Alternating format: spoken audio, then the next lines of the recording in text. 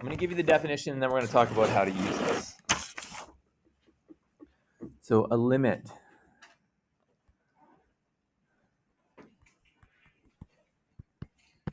A limit explains or describes, let's say describes,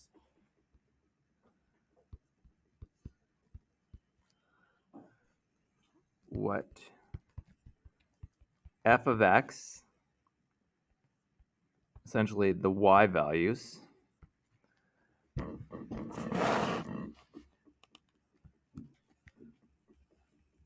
are doing as x approaches a number.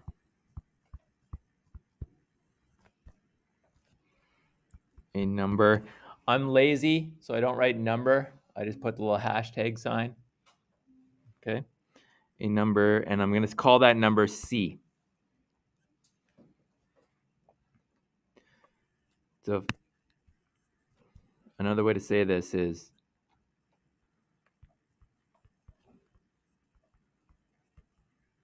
what y value are you getting close to?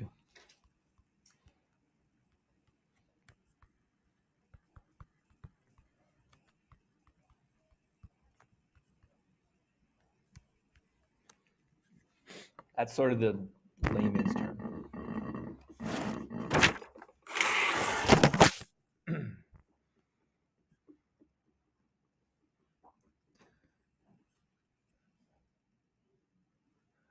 So if we have this function, f of x is equal to x cubed minus 1 over x minus 1, obviously x cannot equal 1.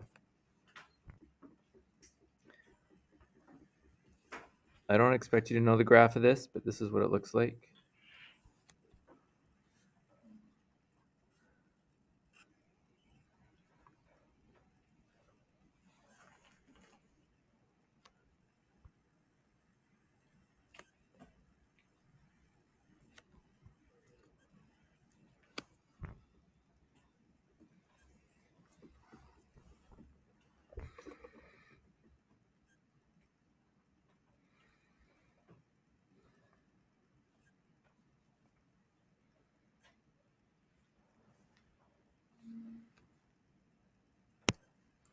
And this number right here is 3. Okay.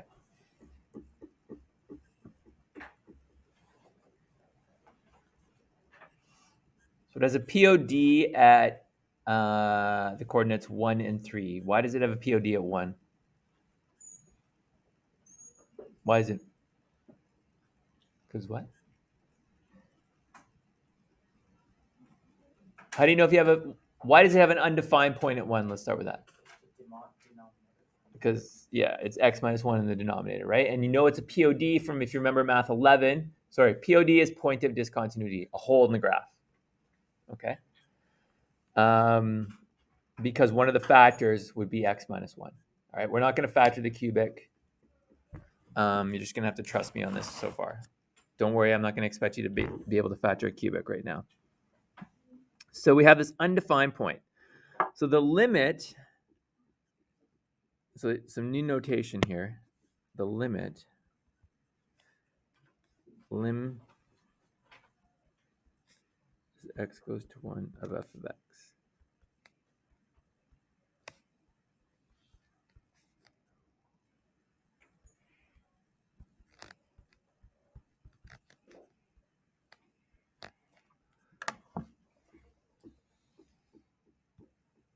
So apparently in calculus, it's too much to write the I and the T, so we just write lim.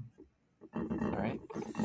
So if you see this, lim of f of x, x is going to 1. It's asking you, what is the limit of the function as x approaches 1? That's what that means. Okay. So if you have a graph, it's nice and straightforward. You look at the graph. What is this function doing as x gets closer to 1? What y value are we getting close to as x gets closer to 1? So if you're on this part of the line and you're coming down, so I'm coming down here, I'm getting closer to x is equal to 1. What y value am I getting close to? 3, right? This y value right there. If I come down this side of the line, what y value am I getting closer to? 3. So as long as you approach the same number, and you're going to see this later on, as long as you're approaching the same number from each side, like this, that's your answer. Whatever y value you're getting close to. In this case, it's 3. So the limit, as x goes to 1, of x cubed minus 1 over x minus 1 is 3. That's a limit. That's all it is. It describes what the function is doing, i.e., what y value you're getting close to as x is getting closer to some number. That's all it's doing. That's a limit. Okay?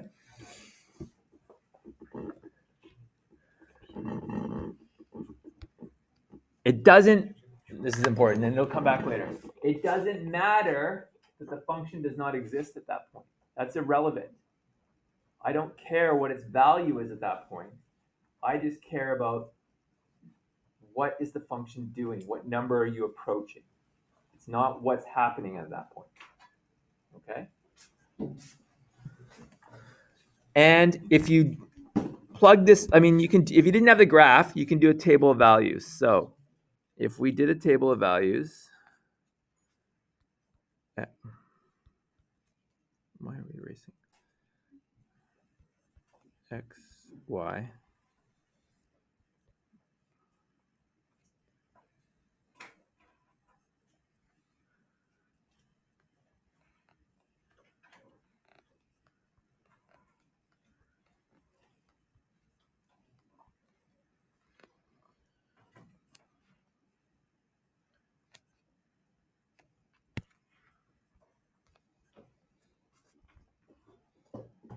And you can always do a table of values if you don't have a graph, but we're going to learn some techniques that'll get you around doing a table of values because that's not really fun. But this is always an option for you.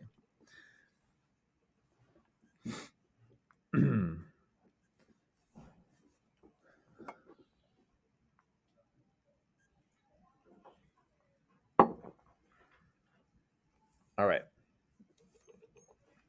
So at 1, you obviously get no answer. You can't do it because it all blows up because you've got x minus 1 in the denominator. So that's irrelevant. So we're trying to get closer to 1. So let's say this is 0.9. This is 0.99. This is 0.99. Should have made these bigger. 0.999. And then if you come from the other side, 0.001, 0.1, 1.1.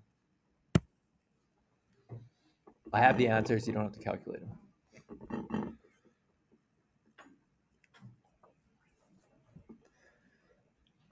So if you put 0.9 into the function, you're going to get 2.91.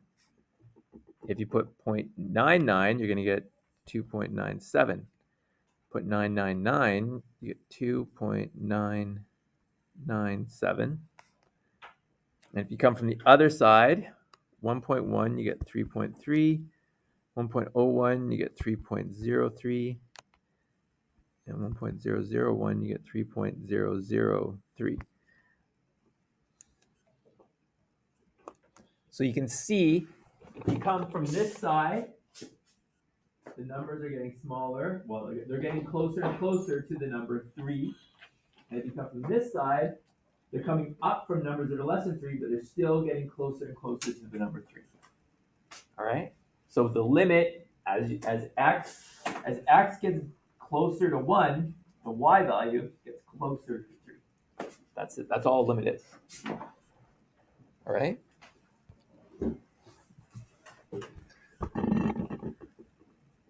Are we okay with that? Yep.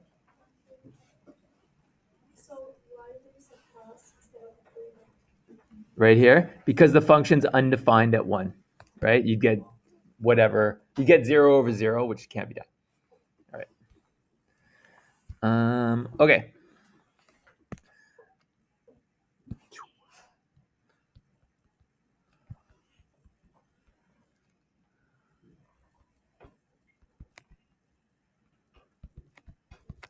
All right. Same function, x cubed minus 1 over x minus 1.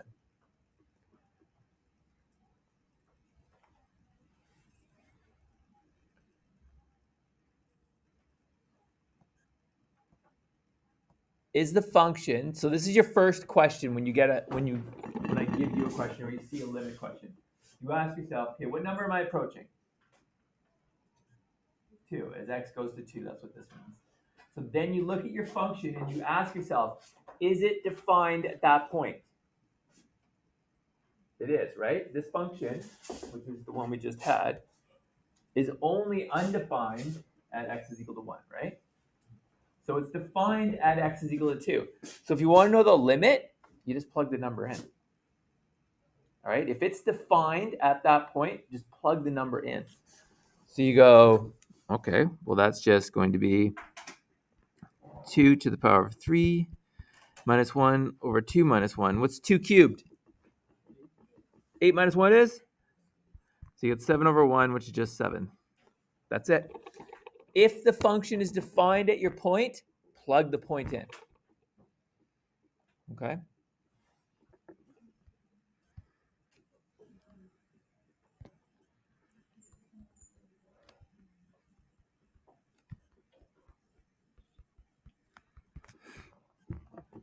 This is why we go over domain restrictions and things like that. This is why it's important. So, limit as x goes to 2 of x squared minus 4. So, what type of graph is x squared minus 4? It's a parabola. Does it have any undefined points? No.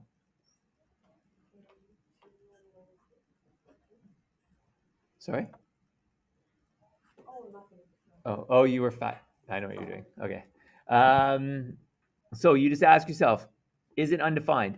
There are no undefined points. Its domain is all real numbers. So just plug in 2. So if you plug in 2, what's 2 squared? 4 minus 4 is? Oops. That's your answer. 0. The limit as x goes to 2 is 0. And if you think of the graph, that would factor to x plus 2, x minus 2. It would look like that. There's minus 2, there's positive 2. You can see, as x goes towards 2, what's the y value? It's right on the x-axis, so it's 0.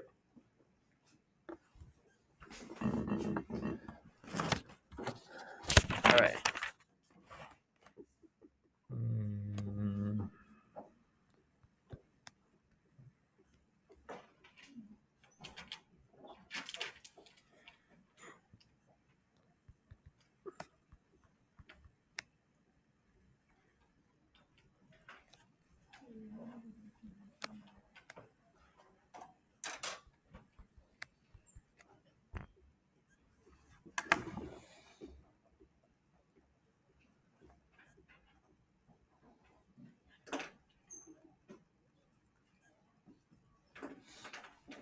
So the limit as x goes to 0 of x over root x plus 1 minus 1. What's the first question you ask yourself? What is it defined at that point and or the domain restriction, whatever you want to ask me? Is it defined at that point? Can I just plug it in? What happens if you plug 0 in? The denominator will be 0, right? The numerator will also be 0. If you put 0 in, 0 plus 1 is 1. Square root of 1 is 1 minus 1 is 0. So you end up with 0 over 0, which is not undefined. We're going to talk about this later, okay? That's actually called indeterminate, but we'll talk about that later. Either way, you can't do it, okay?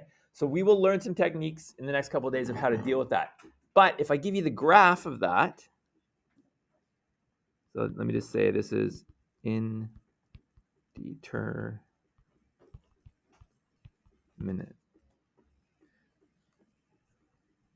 The graph of this function looks like this.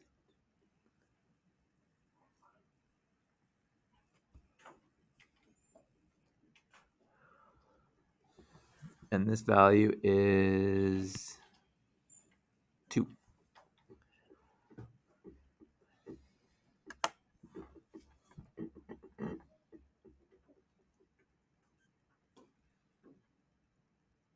algebraically, we don't know how to solve it yet. We will learn, but we don't know how yet. But if you have the graph, you can do it. What's the limit of this function? It's 2. What y value are you approaching as x goes to 0? There and there. You're getting closer to the number 2. Again, we don't care that the point doesn't exist at 0. That's irrelevant because it's all about what number are you approaching. So the actual limit is 2. It's the y-intercept, so you'd put, like, we don't know how to do that yet. You'll know in a couple days. You rationalize it, but we'll learn that in a couple days. All right. I would just give you the graph right now, but in a few days, we'll learn how to deal with that. My point that I want to emphasize here is that even if this point doesn't exist, you can still have a limit. Okay? That's the key point of that. All right.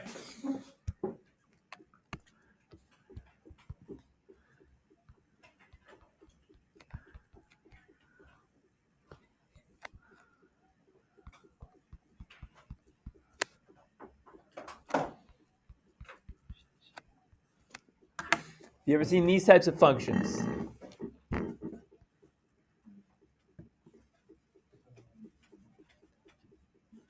This is called a piecewise function because it's defined in pieces.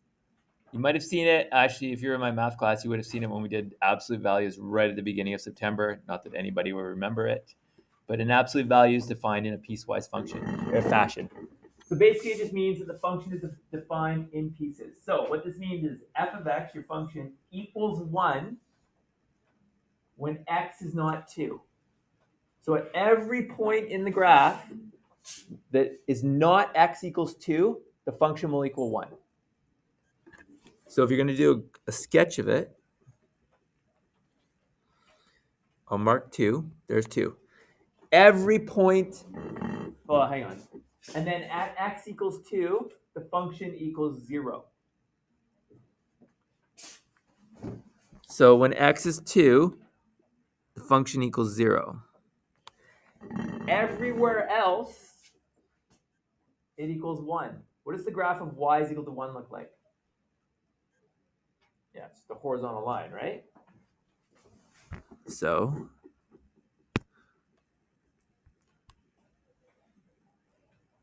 except at that point.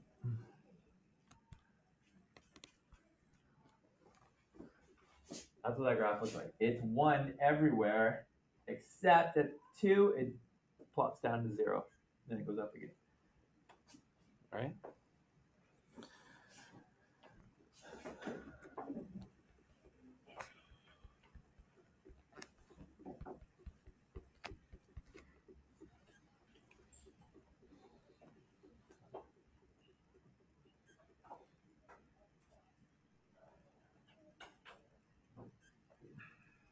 What's the limit?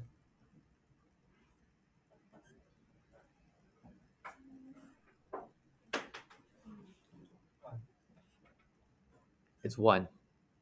What number are you getting close to? No. When x goes to 2, what number are you getting close to? 1. It's always on this line.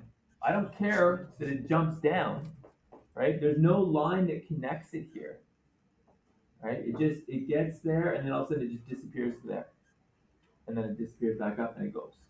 It's 1. That's the number you're getting closer to. So 2 is 0, but there's a hole. There's a hole right above it. Okay. Yeah. So this is 1. But if I said, what is f of 2?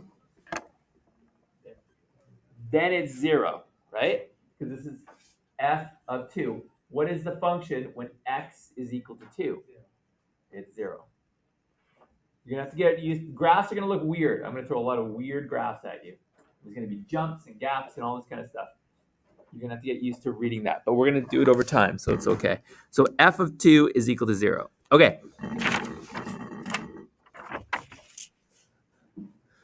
Are we ready? Ooh. Graph number 6, or function number 6.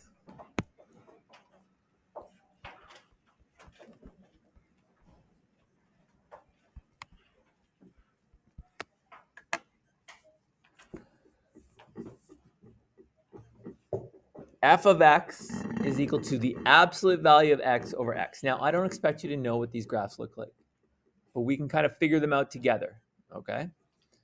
So, what does the absolute value do to a function? Makes it positive, right? So it makes everything positive. So, we can kind of figure this out. If I say, okay, let's put in x is equal to 2. And I put that into the function, what do I get? You're going to get 1, right? Okay. If I say, then I'll say f of x equals 1. If I put x is equal to 4, what do I get? You're going to get 1, right? Because you're going to get absolute value, you're going to get this. Don't write this down. Which is just 4 over 4, which is 1. Okay? No matter what number I put in, I'm going to get 1, correct? Who said no? If you put a negative number in, if I put negative 2 in, you get this. The top is always positive, right? But the bottom is now negative. So you get negative 1. What if I put 0 in? You're going to get 0 over 0 and it all blows up, right? Hello? That's okay. Yeah? Sure. All right.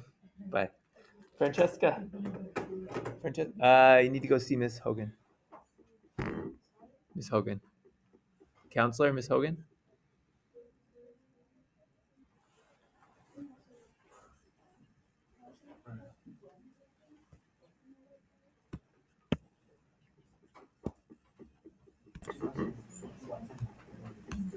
Okay. So we established when x is positive, the answer is always 1. When x is negative, the answer is always negative 1. And at 0, does it exist? No. So this is what the graph looks like. When the answer is positive, well, first of all, it's undefined at 0. So a hole there and a hole there. When it's positive, so not all the numbers bigger than 1, or 0, I should say, the answer is equal to 1. When it's negative, the answer is always negative 1. That's the graph of absolute value of x over f of x.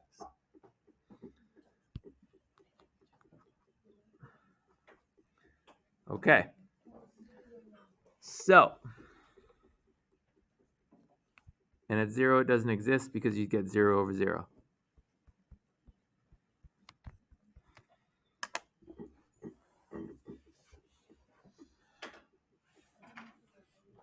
So my question is, what is the limit of this function as x goes to 0? Well, which is it?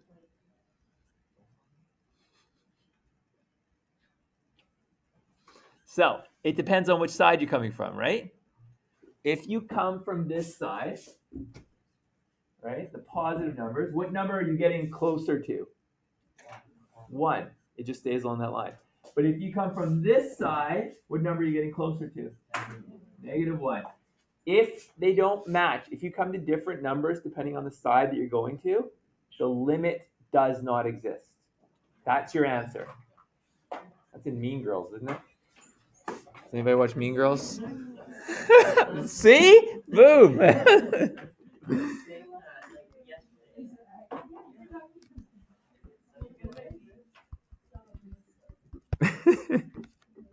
then you can say the limit does not exist. You don't have to write does not exist. You can just write DNE. I'm all about shorthanding stuff. Okay? So, limit does not exist. I'm going to summarize this at the end, but I'm going to say it right now. Because B/C is my shorthand for because I'm too lazy to write because.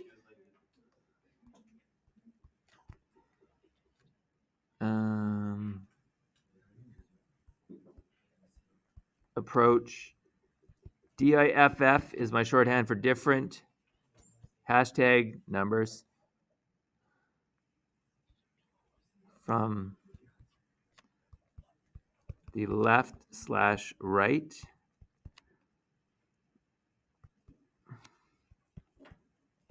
The limit does not exist. You must approach the same number from the left and the right for a limit to exist. If you do not, it does not exist. And there's a few other cases where limits don't exist, but we'll look at those in a sec. We okay so far? It's your first foray into weirdness.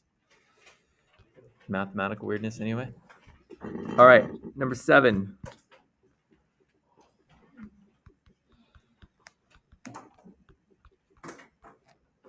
F of x is equal to 1 over x squared. What does that graph look like? Anybody know?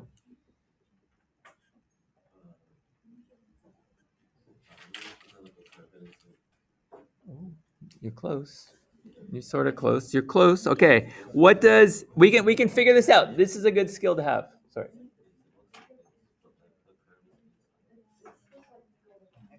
I'm not quite sure. Okay. I can't even see that.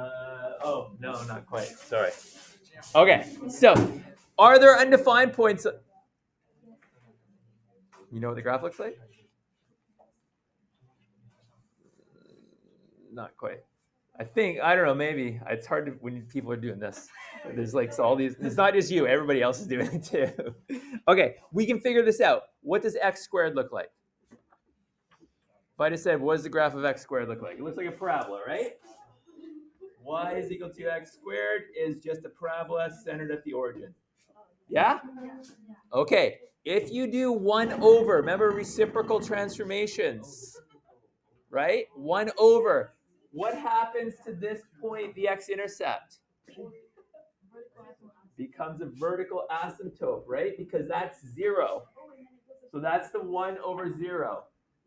What happens to this point? It goes like that, and it goes like that. I don't expect you to remember this graph. We do a whole section on graphical analysis.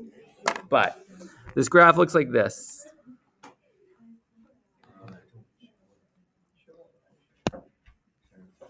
Yeah.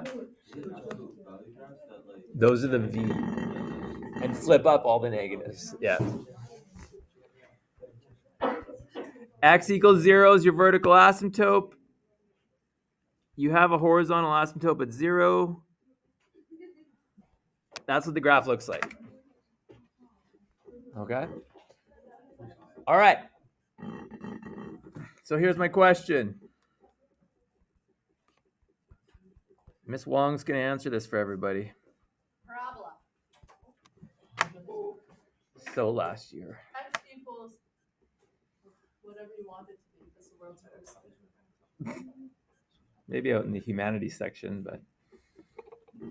That's so weird because you're Are you eating fries? A little bit. This is all being recorded, by the way. Your YouTube thing? Do you monetize on that? I don't want to brag. 62 subscribers. How many of those are Current students? you? Yeah, this is me. Bots. Bot.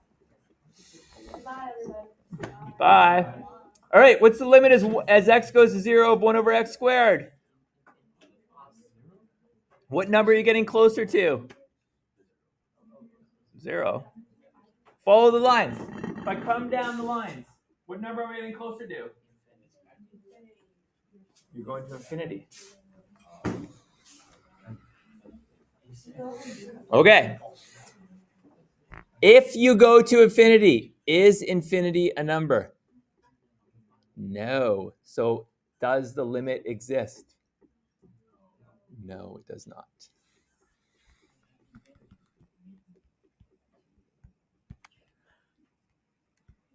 D and E does not exist. If you approach infinity, the limit does not exist because you're not actually approaching a number. All right, it's just spinning off out of control. In fact, this is the actual definition of a vertical asymptote. When you approach a certain number c, the limit goes to infinity. That is the definition of a vertical asymptote, right? Because as we go to x is equal to 0, the graph spins out to positive infinity, or it can go to negative infinity too. All right, that's the definition of a vertical asymptote. Yep. If you put 0 in as x, you get 1 over 0. Which is what? Yeah. Which is infinity. This is what, okay, yes, undefined, yes. Thank you for asking that question. So they tell you can't divide by 0, and that is technically true, but what it equals is infinity. Any constant divided by 0 is infinity. We're going to do a whole little lesson on dividing by zeros and infinities and things like that. So we'll get to that stuff. Yep. Can you re-explain why the limit is, well, infinity, but it's not?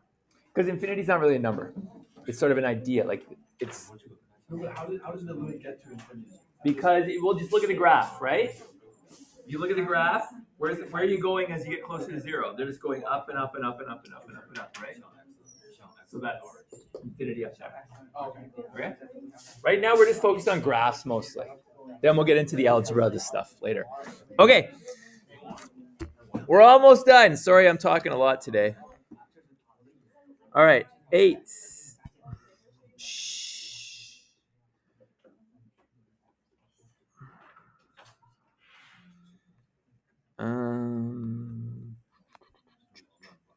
Limit as x goes to 0 of sine 1 over x. Okay.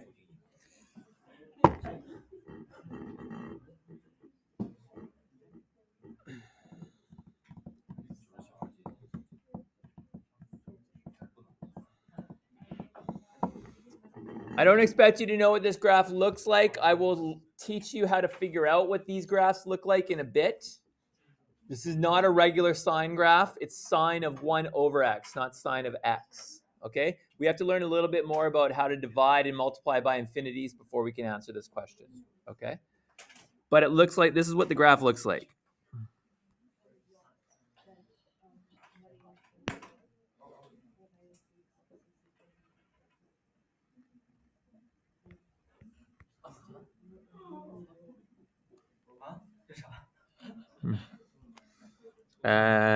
Close enough. Yeah, I didn't quite, but that's okay. All right.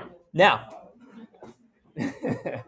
we will teach you, we will learn how to figure out why it does this, okay? But for now, you just got to trust me on it, okay? I mean, I can punch into Desmos and you'll see that it just oscillates back and forth. There's a reason why. I will explain it to you in a few days, probably next week sometime. All right. Here's the graph.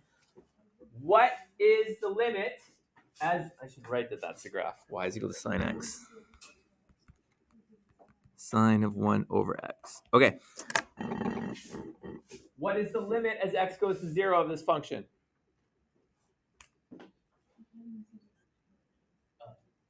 What happens to the graph as you go to 0? It just goes crazy, right? As you go to 0 from this side, it just goes up, and then all of a sudden it drops down, and it's up, and it's down, and it's up, and it's down. It doesn't matter how much you zoom in on it. If you go onto Desmos and punch this in, you never separate the lines. It's freaking out in the middle there, okay? So if the graph oscillates between two different numbers, it's oscillating between 1 and -1. I guess I should put those numbers there. That's -1. That's 1. If it oscillates between two numbers, there is no limit. Because how do you pick a number out of there? All right. Every time you move a little bit closer, it switches to positive. Then you move a little bit closer, it switches to negative. Then you move a little bit closer, it switches to positive, and then negative, and then positive, and then negative, and then positive, and then negative. See, you're not like it's going crazy. So this limit does not exist. Okay. Whew.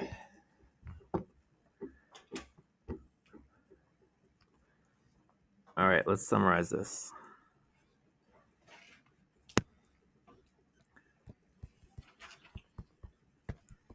Limits do not exist when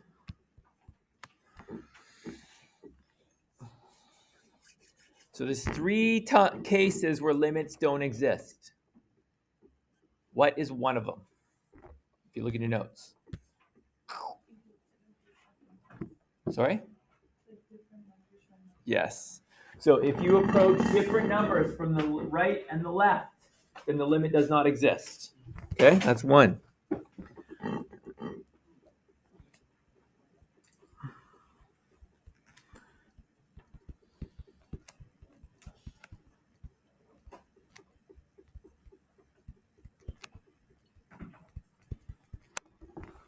And so I'll give you a visual of that.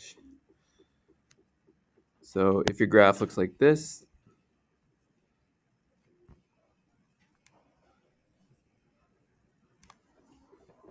you got a big jump in the graph. That is when a limit does not exist as we go towards, I'll call that C. There's one example. Is there another example? What was our second example we had for a limit not existing? When you go to positive infinity or negative infinity.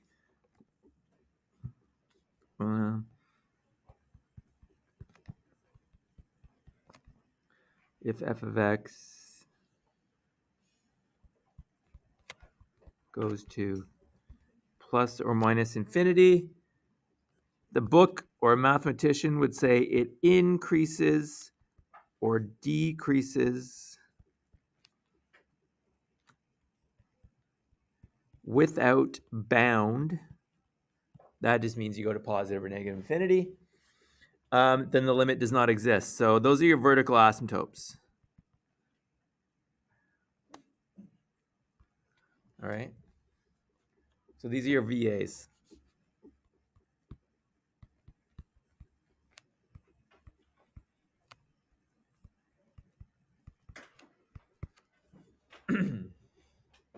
Okay, vertical asymptote.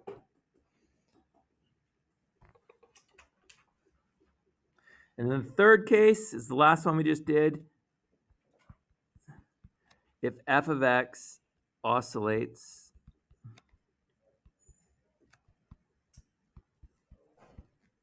between two fixed points.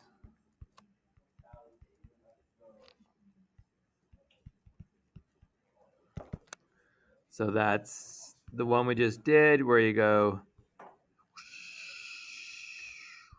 I mean, there's lots of graphs like that. But that's it.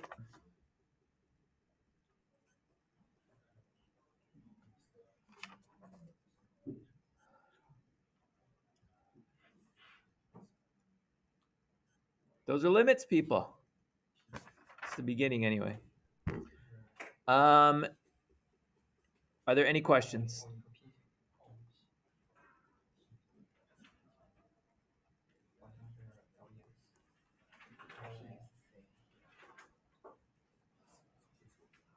Any questions? Nothing? All right. In your book, page 55, 15 to 23 odd, and then 27, 67, and 69, please.